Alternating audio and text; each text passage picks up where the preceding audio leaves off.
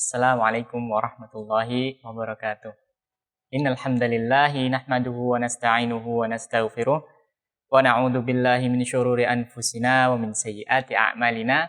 Man yahdihillahu fala mudhillalah wa man yudlil fala hadiyalah. Asyhadu an la ilaha illallah wahdahu la syarikalah wa asyhadu anna Muhammadan abduhu wa rasuluh la nabiyya wa la rasula ba'dah. Kita panjatkan puja dan puji syukur kita adik-adik ke hadapan Allah, kehadirat Allah Subhanahu wa taala yang karena nikmatnya serta karunia-Nya adik-adik, alhamdulillah Kak Vicky kembali lagi hadir bersama adik-adik di acara Izahkid Generasi Bangsa Berakhlak Mulia. Tak lupa kita ucapkan sholawat serta salam kepada Nabi Muhammad SAW, kepada suri tauladan kita, kepada uswatun hasanah kita. Juga semoga sholawat ini adik-adik senantiasa tercurah kepada keluarga beliau, kepada sahabat beliau, juga kepada orang-orang yang mengikuti beliau dengan baik hingga akhir zaman. Baik adik-adik, kita akan lanjutkan kisah para nabi terdahulu. Kita akan lanjutkan bagaimana kisah Nabi Yusuf alaihissalam tatkala digoda oleh istri raja, istri Al-Aziz. Kemarin Nabi Yusuf kita telah jelaskan adik-adik mendapatkan banyak cobaan, banyak ujian yang beliau dapatkan. Dan alhamdulillah dengan pertolongan Allah Subhanahu wa taala, Nabi Yusuf bisa melewati ujian tersebut. Tatkala digoda, Nabi Yusuf ingat kepada Allah Subhanahu wa taala. Innahu rabbi ahsana maswai. Yusuf mengatakan demikian, sesungguhnya Rabbku adalah yang telah memberikanku banyak sekali kebaikan. Nabi Yusuf ingat kebaikan-kebaikan yang diberikan oleh Allah Subhanahu wa taala.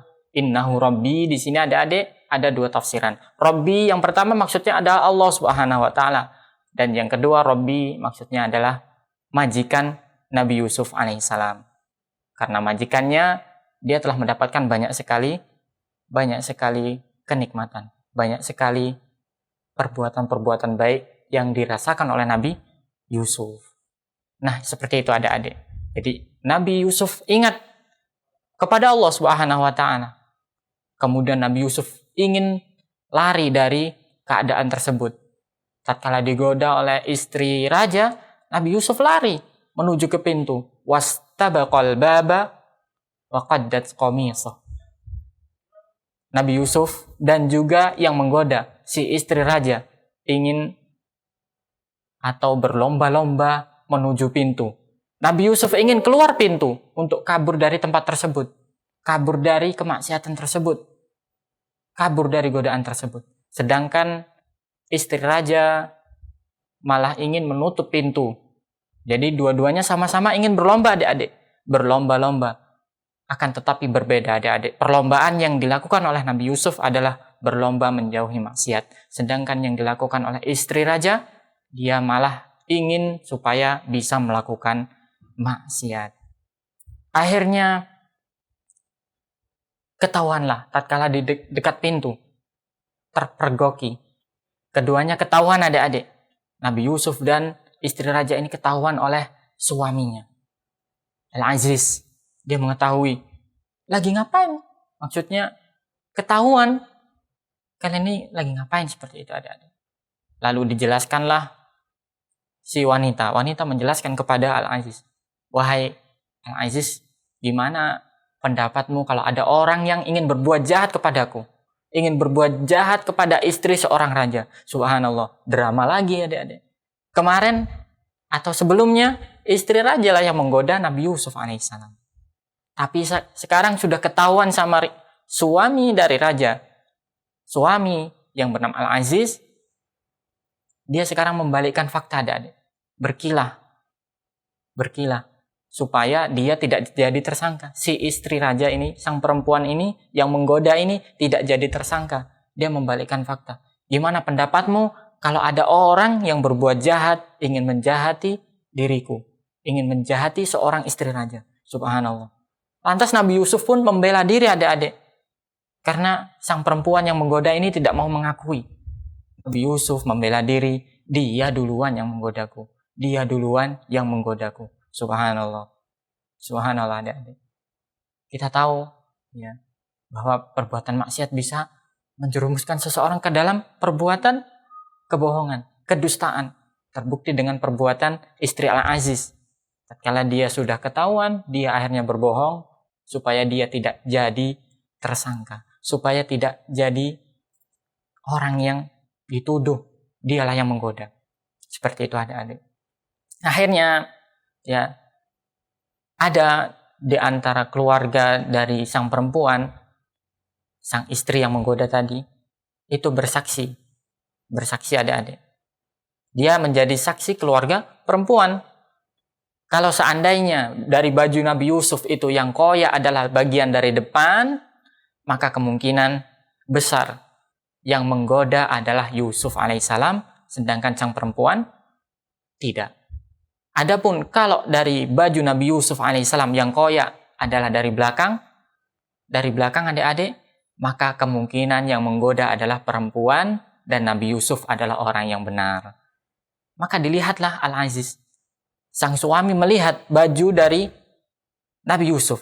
Ternyata yang koyak adik-adik, yang koyak adalah dari belakang. Ini menunjukkan berarti sang istrilah yang menggoda. Sang istrilah yang menggoda. Namun demikian akhirnya sang Al-Aziz mengetahui, oh ternyata istriku ini sedang berbohong. Sudah ketahuan. Sedang berbohong dia. Sedang berkilah. Sehingga suami Al-Aziz ini ya mengatakan kepada Yusuf, wah Yusuf, tolong lupakanlah perbuatan seperti ini. Lupakanlah perbuatan seperti ini. Tinggalkanlah. Maksudnya, dia tahu Yusuf itu benar adik-adik.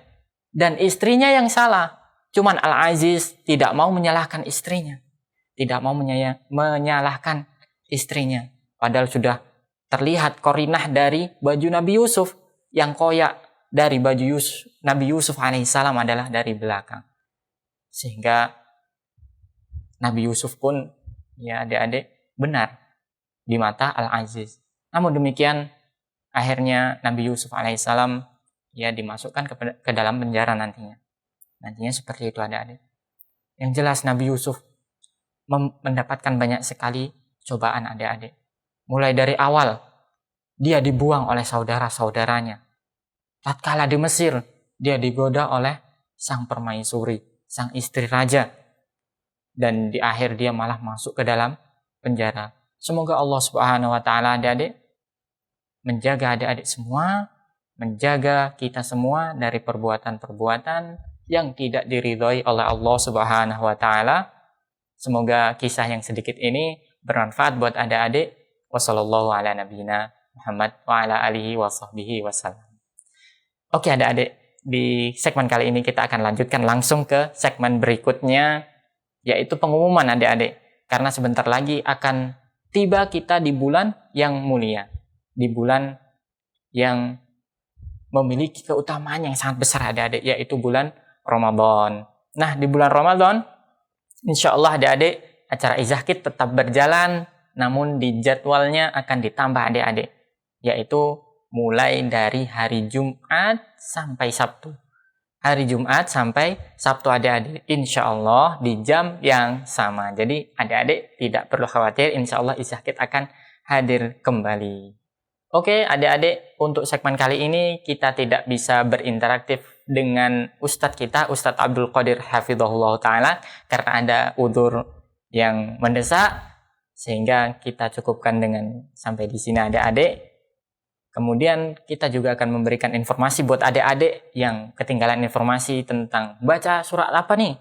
Nah, insya Allah di pekan besok, di Jumat besok, kita akan membaca Quran surah Quraisy dengan bacaan Al-Quraisy adik-adik ya. Adik-adik jangan lupa untuk berinteraktif besok dan juga mengirimkan videonya. Wassalamualaikum warahmatullahi wabarakatuh wa ala alihi wa sahbihi wasallam. Ami Fiki, Kak Fiki mewakili kru yang bertugas. Mohon maaf bila ada kekurangan dan kesalahan. Subhanakallahumma wa bihamdika asyhadu an la ilaha illa anta astaghfiruka wa atubu ilaik. Wassalamualaikum warahmatullahi wabarakatuh.